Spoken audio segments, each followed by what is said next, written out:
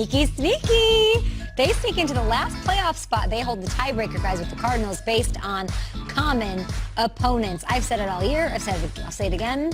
Just when you think you have this division figured out, it flips and it flops and it turns on a dime. I'm not going to try to predict how this division ends up. I mean, the Niners are probably going to win this thing. Can you guys tell me how you see the West playing out these Final Four? I look at McVay there in those comments, and it's like he doesn't even want to take a second to enjoy the victory because he knows that in about 90 hours they're playing Bill Belichick in their building, and Belichick just won 45-0 against the Chargers. But let's say his dominance over the Cardinals is worth noting because the Cardinals are in the conversation. McVay is now 7-0 versus the Cardinals, and it's dominance. Like 33 points per game is the average, with the Cardinals averaging 12 points per game. They have never scored less than 31 in a game under McVay against the Cardinals. So I mentioned that, and it brings up this Rubik's Cube or a pretzel of the NFC West, Kay, because as good as he is against the Cardinals, can't beat Kyle Shanahan and the 49ers. I like it. It's like hierarchy. It is. And then the Seahawks, for as good as they are, they own the 49ers and can't beat the Rams. So Food chain. It's this weird deal where, like, who's going to do what? And Thursday night, McVay really, really reveres Bill Belichick. Like, they have a relationship now, and I just know how much he respects him. You can't go in there and just say, hey, I want to play. They have to kick the Patriots' butt. If they are going to win this division, they need to make a national statement on Thursday night on 4 days rest and beat up a Patriots team that has won 4 of 5. So true. Yeah, Belichick embarrassed him, man. He did. That was one of the worst nights of McVay's life. It had to be that Super Bowl. No doubt about it. Did embarrass him, for sure. You mentioned this pretzel of a division in the NFC West.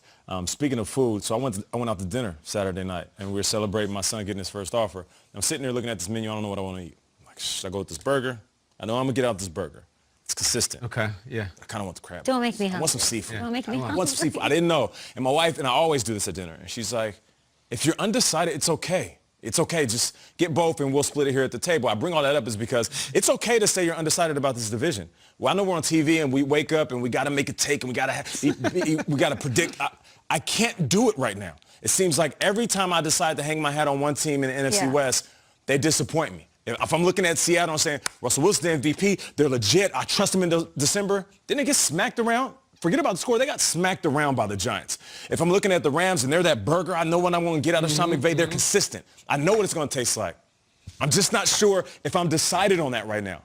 Because as much as I love Seattle, as good as San Francisco has looked with everything they've been through, this will come down to the Week 16. I don't want to pick. This is going to come down to Seattle facing the Rams late in the season. And we said at the beginning of the year, I remember us talking about how good this division is going to be. The NFC West is loaded, and the division winner will be decided in Week 16 when these two teams face each other. We're burying the lead here. Little Nate got a scholarship. Yeah, can we talk about that? What you got, Nate? Hello. Florida International University, FIU. Okay, FIU. For football. How does he feel about that? He was mind blown. He was sitting there playing video games, nervous. His little heart started racing. His chest was pumping. And it's a football offer. And, I always thought that he'd get basketball first. Did his mother tell him it's okay to be undecided? Yeah, it's okay to be undecided. He wanted to commit right now. He's showing me pictures. He's like, Dad, it's right on the beach. It's in Miami. Turn up. I'm like, really? You got 2 years. You're a sophomore. If FIU's coming, there'll be more coming. Just everybody relax. And I'll bring it to Nate. You're talking about the burger or this.